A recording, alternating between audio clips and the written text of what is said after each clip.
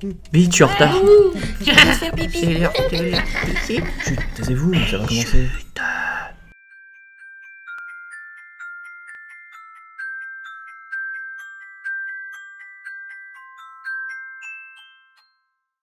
Les tutos. Le lettrage de style ruban. Bonjour à toutes et à tous. Je suis ravie de vous retrouver pour ce premier tuto. Aujourd'hui, on va voir ensemble comment réaliser un lettrage de style ruban. Alors, pour le tracé de votre lettrage, vous aurez besoin d'une gomme mie-de-pain ou à défaut d'une gomme classique, d'un crayon ou d'un porte-mine. Et pour les finitions, vous aurez besoin soit d'un crayon ou porte-mine, soit d'une couleur, aquarelle, Posca, peinture, comme vous voulez. Alors la première étape va être de choisir un mot. Moi j'ai choisi le mot anglais livre et de le tracer en lettres cursives, en attaché, en ajoutant les boucles et les fioritures que vous voulez. Alors une fois qu'on a tracé notre mot, on va créer un ruban.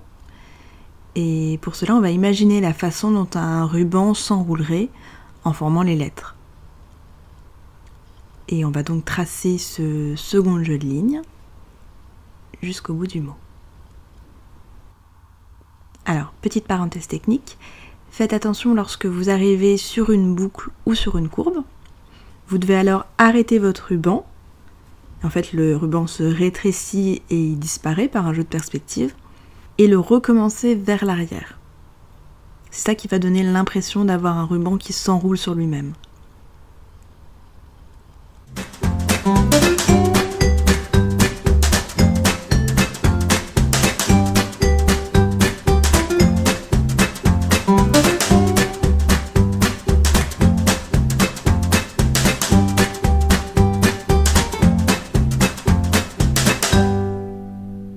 La troisième étape, pour avoir l'illusion parfaite du ruban, ça va être d'effacer les lignes où plusieurs parties s'entrecroisent.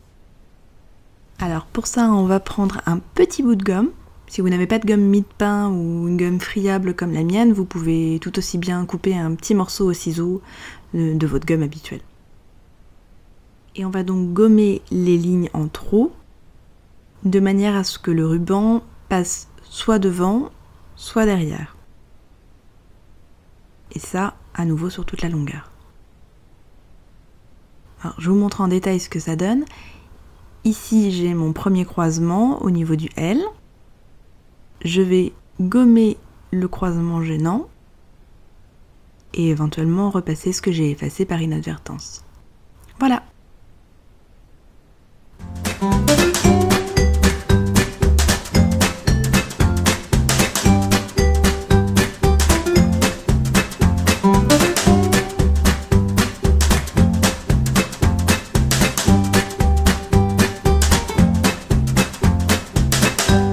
Donc là, mon mot est tracé en lettres ruban. Et pour les finitions, j'ai deux solutions. Je vais pouvoir ajouter de la profondeur dans mon ruban, soit en dessinant une ombre portée sur les parties où mon ruban s'entrecroise, soit en coloriant mon ruban avec deux nuances de la même couleur. Alors ici, moi j'utiliserai de l'aquarelle, mais vous pouvez choisir du Posca, des marqueurs, des crayons de couleur, du pastel, à peu près tout ce que vous voulez. Alors, première astuce, l'ombre portée. Je repère tous les endroits où mon ruban passe par en dessous et je vais crayonner l'ombre que fait mon ruban lorsqu'il passe sur lui-même. Donc en fait, la partie supérieure du ruban, celle qui est visible, va créer une ombre sur la partie inférieure, celle qui est entrecoupée. Et c'est à cet endroit même que je dessine, soit en dessous, soit au-dessus, soit des deux côtés, une petite ombre qui est l'ombre du ruban sur lui-même. La seconde astuce, c'est donc la couleur. Je vais utiliser ici deux nuances de la même teinte. Moi, j'ai choisi du bleu. Et je vais colorier la face supérieure de mon ruban dans une teinte et la face inférieure dans une autre teinte. Bon, la logique veut que la teinte la plus sombre soit sur la face inférieure, puisqu'elle est moins exposée à la lumière. Mais là, tout dépend un peu comment votre ruban s'entrecroise. Et voilà, sur toute la longueur. Bon, l'avantage de l'aquarelle, c'est qu'on a vraiment moyen de créer des effets, mais avec le Posca, vous aurez quelque chose de plus uniforme, ça dépend de l'effet souhaité.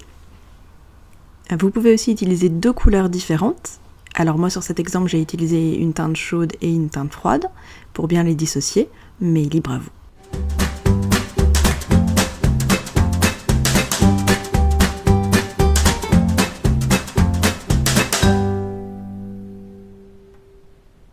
Et voilà! Alors lorsque vous maîtrisez la technique avec un mot, vous pouvez très bien créer une œuvre plus complexe avec une phrase entière par exemple.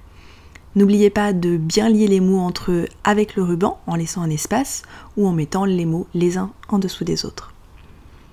Et voilà, c'est tout pour aujourd'hui. À la prochaine pour un nouveau tuto et d'ici là, n'hésitez pas à m'envoyer vos réalisations, me faire part de vos questions ou vos commentaires. À bientôt!